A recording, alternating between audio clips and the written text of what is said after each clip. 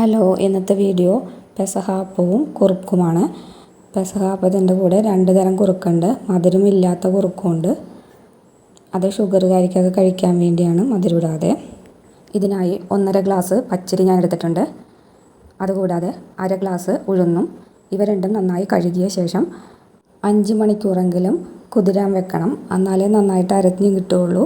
അതുകൊണ്ട് വെള്ളമൊഴിച്ച് കുതിർക്കാൻ വെക്കുക, നന്നായി കഴുകിയെടുത്ത ശേഷം. 5 മണിക്കൂറിന് ശേഷം ഇത് നമുക്ക് മിക്സിയിലിട്ട് അരച്ചെടുക്കാം. കുതിർന്ന പച്ചരിയും ഉഴുന്നും ഇട്ട ശേഷം 1 ഗ്ലാസ് തേങ്ങ ഇടുന്നുണ്ട്. 1 ഗ്ലാസ് തേങ്ങയും പിന്നെ 4-5 ചെറിയ ഉള്ളിയും പിന്നെ വെളുത്തുള്ളി 2 എണ്ണം, ചെറിയ ജീരകം 1/2 ടീസ്പൂൺ, പിന്നെ പാകത്തിന് ഉപ്പ്, പിന്നെ ഇതിൻ്റെ ലെവലിൽ കുറച്ച് വെള്ളം. എന്നിട്ട് നന്നായിട്ട് എല്ലാവരും കൂടി അരച്ചെടുക്കുക. ഇഡ്ഡലി മാവിൻ്റെ പരുവത്തിലായിരിക്കണം ഇത് അരച്ചെടുക്കേണ്ടത്. ബാക്കിയുള്ള എല്ലാവരും ഇതുപോലെ അരച്ചെടുത്ത ശേഷം എല്ലാവരും കൂടി മിക്സ് ചെയ്ത ശേഷം അത് അരമണിക്കൂർ മുതൽ 1 മണിക്കൂർ വരെ അത് റെസ്റ്റ് ചെയ്യാൻ വെക്കുക. പൊന്താൻ പാടില്ല. ഇത് ഒരു അരമണിക്കൂർ കഴിയുമ്പോഴേക്കും നമുക്കത് ഉണ്ടാക്കാം. അതിനുശേഷം അരമണിക്കൂറിന് ശേഷം ഒന്ന് മിക്സ് ചെയ്ത ശേഷം ഉണ്ടാക്കേണ്ട പാത്രത്തിൽ എണ്ണ പുരട്ടിയ ശേഷം അപ്പച്ചെമ്പിലേക്ക് ഇത് വെച്ച് ഒരു 10 മുതൽ 15 മിനിറ്റ് വരെ വേവിച്ചെടുക്കാം. 15 മിനിറ്റിനുള്ളിൽ ഇത് വെന്ത് കിട്ടും.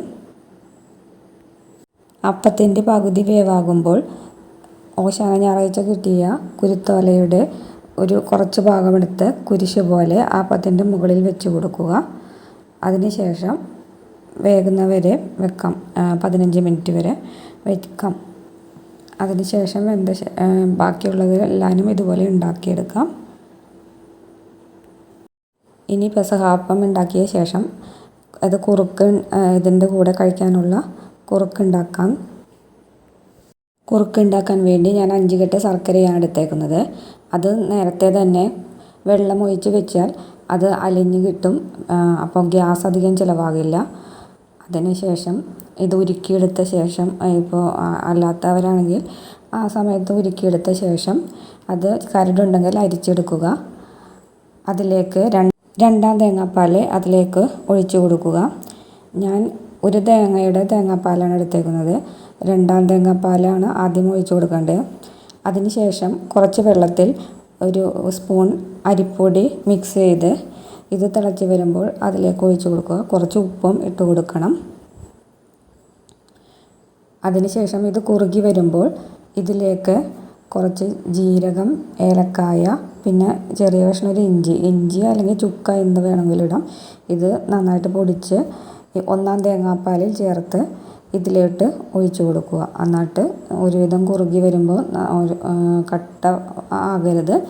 അല്ലാത്തൊരു ഇതുപോലത്തെ പരുവാകുമ്പോൾ തീ ഓഫ് ചെയ്യാം. അതിലേക്കും ഈ കുറുക്കിൻ്റെ മുകളിലും കുരുത്തോല ഇതുപോലെ കുരിശായിട്ട് വെക്കണം. ഞാൻ ഷുഗറുകാർക്ക് കഴിക്കാൻ പറ്റിയ വേണ്ടി മധുരമില്ലാത്ത കുറുക്കും ഉണ്ടാക്കി വെച്ചിട്ടുണ്ട്, ശർക്കര ഇടാതെ. ഇതുപോലെ തന്നെ മറ്റേ മധുരമുള്ള കുറുക്കുണ്ടാക്കിയ അതുപോലെ തന്നെയാണ് ഈ കുറുക്കുണ്ടാക്കിയത്. ശർക്കര ഇട്ടില്ല എന്നുള്ളൂ, ബാക്കിയെല്ലാം ഒരുപോലെ തന്നെ. പ്രാർത്ഥനയ്ക്ക് ശേഷം വീട്ടിലെ മുതിർന്നവരാരാണ് അവർ ഈ അപ്പം മുറിച്ച് ബാക്കി എല്ലാവർക്കും കൊടുക്കും. അപ്പം കുറുക്കിൽ മുക്കിയ ശേഷം മറ്റുള്ളവർക്ക് ഇത് വീതിച്ചു കൊടുക്കും. വീഡിയോ കണ്ട എല്ലാവർക്കും നന്ദി. ഇഷ്ടപ്പെട്ടെങ്കിൽ ലൈക്ക് ചെയ്യുക.